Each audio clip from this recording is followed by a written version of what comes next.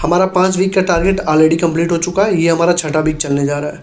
इसमें मैं ये मान के चल रहा हूँ कि लगभग सबका ऑलमोस्ट सिलेबस कंप्लीट होने वाला होगा। जिसका सिलेबस कंप्लीट नहीं है 10 दिन का टाइम दे रहा हूँ, जैसे हो सकता है, जैसे बने, जिधर से करना है पहले वो सिलेबस कंप्लीट कर लो। Hello everyone, myself Avinash Madesh, yeah currently pursuing MBBS from PGI Azamgarh. तो आज हमारा रिवाइज लाइक के डंकी सीरीज का छठा वीक है और तुम इस वीक में देखोगे कि जो पहले के 5 टारगेट थे उससे बिल्कुल अलग ही टारगेट देने जा रहा हूँ। क्यों? क्योंकि जिनका कंप्लीट सिलेबस है अब उनको स्पीड बूस्टअप करने की ज़रूरत है, स्पीड बढ़ाने की ज़रूरत है और क्वेश्चन प्रैक्टिस ज़्यादा करने की ज़रूरत है। ठीक है, तो उस अकॉर्डिंग अब मैंने पूरा शेड्यूल बनाया है। जिनका ऑनगोइंग सिलेबस है, जिनका सिलेबस कंप्लीट नहीं है, वो लोग लास्ट तक देखो क्या बता रहा हूँ तुम्हें। ठीक है, चलो देखो। अब जो लोग नए जुड़े उनको बता दूँ, रिवाइज लाइक के डंकी सीरीज हमने क्यों नाम रखा था इसका, क्योंकि मेरा मानना ये था कि जिस तरह से डंकी बिना थके हारे, बिना किसी शिकायत के काम करता है, वैसे इस टाइम तुम्हें भी मेहनत करनी है, बिना थके हारे, बिना रुके हुए। ठीक है, तो देखो ये टारगेट वीक नंबर 6 है। टारगेट नंबर 1 से दे रहा हूँ, 1 2 3 4 5 और छठवां स्टार्ट हो गया। ठीक, देखो जस्ट फॉलो इट, रिजल्ट तुम्हारा होगा। स्टार्टिंग से बोलता आ रहा हूँ। स्टार्टिंग में मैं शेड्यूलिंग करता था न्यू लाइट और एलन के टेस्ट सिलेबस के अकॉर्डिंग, लेकिन अभी न्यू लाइट एलन के टेस्ट सिलेबस भी FST स्टार्ट हो गए। ठीक है, तो अब सारा काम FST के हिसाब से ही चलेगा हमारा। ठीक, 22 तारीख से लेकर 31 तारीख तक तुम्हारे पास 10 दिन है। ठीक, 22 23 24 25 26 27 28 29 30 31 10 दिन है तुम्हारे पास। ठीक, अब जिनका सिलेबस कंप्लीट हो चुका है उन्हें क्या करना है, उनका सिलेबस पहले ही मैं बता रहा था, जल्द उनका टारगेट भी ज़्यादा दे रहा था मैं। अभी इस हफ्ते में क्या करना है तुम्हें, बायोलॉजी। अब देखो बायोलॉजी में तुम करोगे क्या 10 दिन में, पूरी क्लास 12 रिवीजन करोगे, पूरा का पूरा क्लास 12 डेली 5 घंटे बायो पढ़ो, इजीली बहुत अच्छे से रिवाइज कर ले जाओगे। ठीक है, रिवीजन कैसे करना है, फिजिक्स को कितना टाइम देना है, केमिस्ट्री कितना टाइम देना है, बायो कितना टाइम देना है, नेक्स्ट वीडियो में बहुत अच्छे तरीके से मैं समझा दूंगा। ठीक है, पूरा मतलब प्लानिंग बता दूंगा कि 45 दिन में तुम्हें करना क्या है। ठीक, उसके बाद NCERT एग्जाम्पलर करना है क्लास 12 का पूरा, क्लास 12 का पूरा रिवीजन करना है बायो का, और NCERT एग्जाम्पलर क्लास 12 का पूरा। ठीक, और अभी तक जितने क्वेश्चन तुमने मार्क किए हैं और जितने क्वेश्चन तुमसे मिस्टेक हुए उन सबको सॉल्व करना है। ठीक, और चौथा काम करना है 4 बायोलॉजी के FST तुमको लगाने हैं किसी भी इंस्टीट्यूट का। 4 पेपर उठाना, 100 क्वेश्चन का, 90 क्वेश्चन का बायोलॉजी का, किसी भी इंस्टीट्यूट का, और उसको लगाना। ठीक, ये काम तुमको करना है 10 दिन के अंदर। ठीक, केमिस्ट्री में पूरी ऑर्गेनिक केमिस्ट्री तुमको करनी है। उसके बाद कंप्लीट फिजिकल केमिस्ट्री के फॉर्मूले तुमको रिवाइज करना है। ऑलरेडी याद करवा चुका हूँ 5 वीक में, अब तुमको बस रिवाइज करना है। क्लास 12 का एग्जाम्पलर कंप्लीट, क्लास 12 में जितने भी चैप्टर हैं उन सबके एग्जाम्पलर के क्वेश्चन तुम्हें करने हैं, और केवल टाइप 1 नहीं करना है, मतलब सिंगल करेक्ट नहीं, सिंगल करेक्ट भी करना है, और टाइप 2 मतलब जो मल्टीपल करेक्ट एग्जाम्पलर में दिए हो वो भी, तो ये करना है। नेमिंग रिएक्शन भी 2 बार रिवाइज करा चुका हूँ, मैं तीसरी बार रिवीजन करने के लिए दे रहा हूँ नेमिंग रिएक्शन। क्यों? क्योंकि 4 से 5 क्वेश्चन तुमको यहाँ से मिल जाएंगे। ठीक, और 5 पेपर देना तुम किसी भी कोचिंग का, किसी भी न्यू लाइट का, PW का, एलन का, आकाश का, जहाँ से तुमको देना है। 5 तुमको FST देना है केमिस्ट्री, मतलब 45 क्वेश्चन का 5 सेट तुमको लगाना है। ठीक, और उसकी एनालिसिस अच्छे से करनी है, और मार्क्ड और मिस्टेक क्वेश्चन तुमको करना है। जो अभी तक तुमने गलती किया है, जो तुमने अभी तक मिस्टेक वाली कॉपी में लिखा है, टेस्ट के एनालिसिस करते हुए लिखा है, उसको तुम्हें करना है। ठीक, फिजिक्स में पूरी क्लास 11 तुमको अब रिवाइज करनी है। इसके पहले मैंने पूरी मैकेनिक्स दी थी, अब मैकेनिक्स के बाद 6-7 चैप्टर बचते हैं, पूरा तुमको रिवाइज करना है। तो क्लास 11 की पूरी फिजिक्स तुम्हें रिवाइज करनी है। ठीक, 5 फिजिक्स के फुल सिलेबस टेस्ट दोगे तुम, चाहे कहीं से दो। ठीक है, किसी भी इंस्टीट्यूट का 5 सेट उठाओ, उसमें से फिजिक्स के 5 पेपर कर लो, मतलब 45 के 5 पेपर कर लो। ठीक, 12 साल के PYQ लगाने हैं तुमको इन 3 यूनिट के, मॉडर्न फिजिक्स वाली पूरी यूनिट के, इलेक्ट्रो वाली पूरी यूनिट के, और ऑप्टिक्स वाली यूनिट, मतलब 2 यूनिट, रे ऑप्टिक्स और बे ऑप्टिक्स, इन तीनों यूनिट के 12 साल के PYQ तुमको लगाने हैं।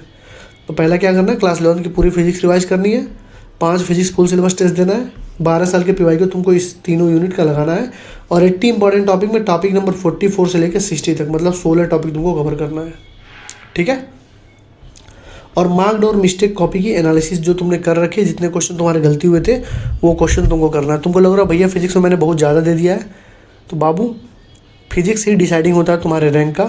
और तुमको मैं स्टार्टिंग से बोल रहा हूँ फिजिक्स को 6 घंटे डेली पढ़ो, ठीक है। तो 6 घंटे अगर दोगे तो 60 घंटे हो जाएंगे, ठीक है।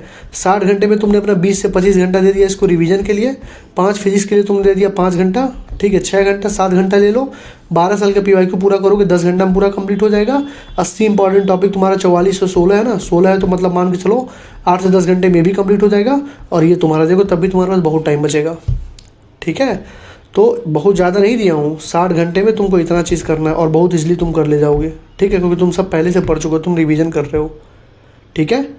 FST दो और एनालिसिस करके मिस्टेक कॉपी में लिखो, और ये जितने मार्क्ड और मिस्टेक कॉपी में लिखे वो सारा तुमको करना है फिजिक्स में भी, ठीक। तो ये हो गया बायोलॉजी, केमिस्ट्री और फिजिक्स का, ठीक। आगे बढ़ो। अब देखो बैकलॉग नाम की कोई चीज़ ही नहीं होगी अब, ठीक है, क्योंकि अब कहानी ख़त्म है तुम्हारी। अगर इस टाइम पे तुम्हारा बैकलॉग है तो तुम्हारी कहानी ख़त्म है अब, ठीक है। अब तुम्हें क्या करना है, अब जैसे बता रहा हूँ वैसे बस फॉलो करो।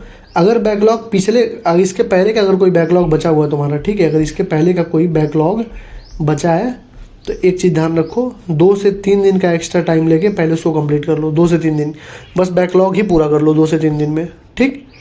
क्योंकि अभी तुम्हारे पास पूरा टाइम ज़्यादा है नहीं, तो अगर तुम अभी से जो मैं टारगेट दे रहा हूँ उसको फॉलो करने में बैकलॉग क्रिएट कर दोगे तो फिर तुम्हें दिक्कत हो जाएगी, ठीक है।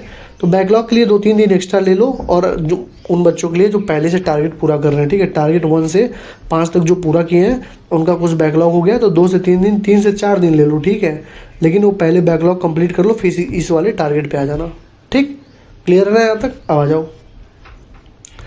अब जिनका सिलेबस ऑनगोइंग है, जिनका सिलेबस ऑनगोइंग मतलब सिलेबस उनका कंप्लीट ही नहीं हुआ अभी, ठीक है, एग्जाम आने वाला है, एग्जाम सर पे, अभी सिलेबस ही नहीं कंप्लीट हुआ, तुमको बाबू क्या करना है, तुमको क्या करना है, सबसे पहले बायोलॉजी में तुम सिलेबस कंप्लीट करो। जो भी 4 चैप्टर 5 चैप्टर 6 चैप्टर बचे हुए हैं, या तो NCERT से पढ़ो या तो वन शॉट से देखो, लेकिन पहले सिलेबस कंप्लीट करो, ठीक है। और 3 बायोलॉजी का FST दोगे, चाहे न्यूलाइट का दो, ठीक है, क्योंकि पेपर तो पहले ही हो चुका है, पेपर तो मैंने पहले ही करा दिया ना, 2019 से लेकर 2024 तक का सारा पेपर तो पहले ही करा दिया, पहले टारगेट में। तो न्यूलाइट का दो, चाहे PWLN आकाश से कोई भी पेपर उठाओ, FST दो 3, ठीक। केमिस्ट्री में जो भी बाकी है पहले सिलेबस कंप्लीट करो। फार्मूला कंप्लीट फिजिकल केमिस्ट्री का याद होना चाहिए इस 10 दिन के अंदर, ठीक है। पहले सिलेबस कंप्लीशन पे ध्यान दो और फिर फार्मूला सारा फिजिकल केमिस्ट्री का तुम्हें याद होना चाहिए, ठीक। फिजिक्स में पूरा सिलेबस कंप्लीट करो, जितना भी बाकी है 10 दिन में कंप्लीट कर लो, छोड़ना नहीं है। 10 दिन में जितना हो पा रहा है करना, नहीं तो 80 इंपॉर्टेंट टॉपिक पे शिफ्ट हो जाना, ठीक है। 80 इंपॉर्टेंट टॉपिक से कवर कर लेना, ज़्यादा अगर तुमको लग रहा होगा तो, ठीक। और टॉपिक नंबर 44 से 60 तक तुमको भी करना है, 16 टॉपिक है, ठीक है, तुमको इन 10 दिनों में करना ही करना है।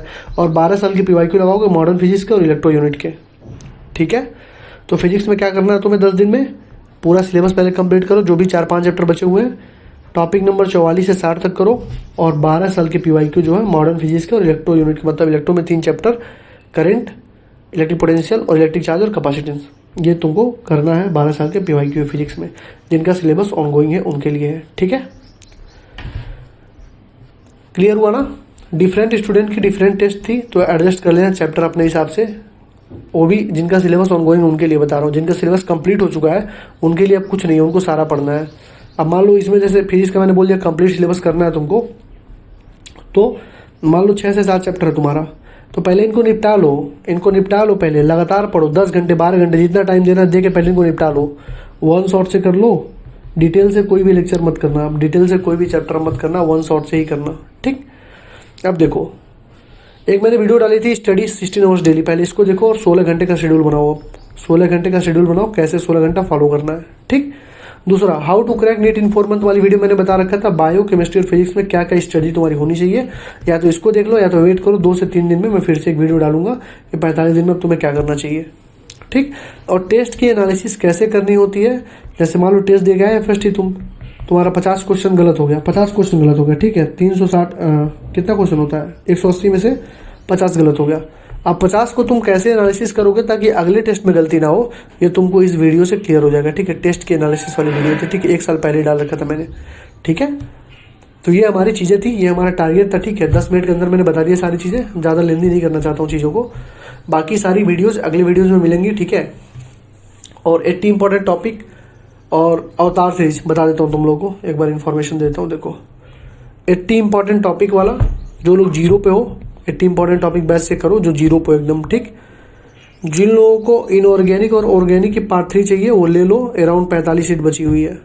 ठीक है, ले ख़त्म करो, क्योंकि इसके बाद मतलब ऐड नहीं करूँगा मैं किसी को, ऑलरेडी पहले ही बोला था। ठीक है, और जो है देखो, बच्चे पूछ रहे भैया बहुत पैनिक हो रहे हैं। भाई पैनिक मत हो, ठीक है, पैनिक होने का कोई मतलब नहीं है। पैनिक हो गए, सपोज दैट पैनिक हो गए तुम, अब तुमको पढ़ना था 2 घंटा, तुम पैनिक हो गए, तुम्हारा 2 घंटा डिस्टर्ब हो गया, तो तुम्हारा पैनिक होने से नुकसान ही होगा। तो इससे बेटर ये है, तुम्हारे पास 2 ऑप्शन होते हैं हमेशा, या तो पैनिक हो, रिग्रेट करो, ओवर थिंकिंग करो, पुरानी चीज़ों को रिपीट करो कि मैंने ये गलती करी, वो गलती करी, या तो सब कुछ छोड़ो और इस टाइम पे जो टाइम बचा उसको अच्छे से यूटिलाइज करो।